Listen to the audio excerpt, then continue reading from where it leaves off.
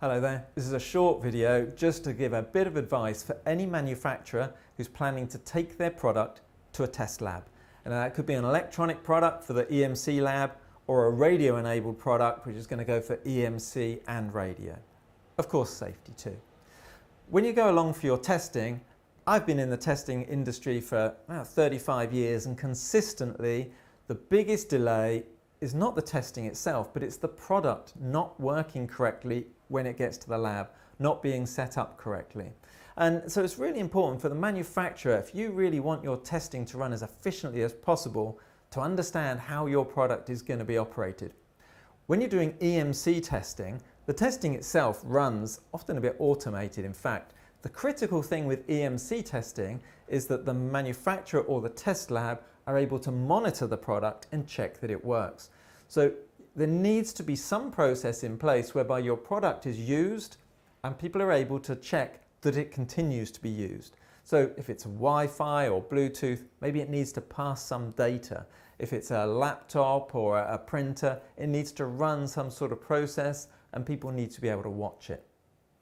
If you've got a radio enabled product, it's not simply a case of turning the product on and saying, there, test the radio.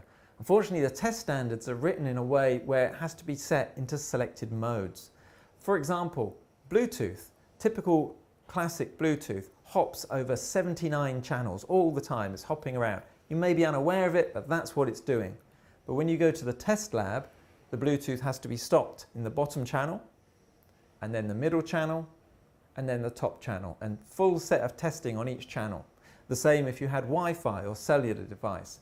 Even if you're installing somebody else's module into your product, of course you've got to do transmitter test checking and you're going to be expected to do those things if you can. So when you're sending your radio product to the test lab, make sure you know how to set your product into these test modes. And if you can't do that, contact the lab before you go for the testing and explain to them, because maybe the lab has a test set that can communicate with your product and force your product into those modes. So you want to make sure that the lab has that test set on the site ready for testing, because they might be expecting you to arrive with your product already set up. Finally, an interesting top tip, which is perhaps a reflection of how people are testing these days. Don't try and find your golden sample that's guaranteed to pass and give the best results and take that one to the lab. The popular choice these days is to find your worst sample. Instead of a gold sample, let's call it a rust sample. Take the worst one along to the lab. And if that one passes, anything you sell would be passing in the future.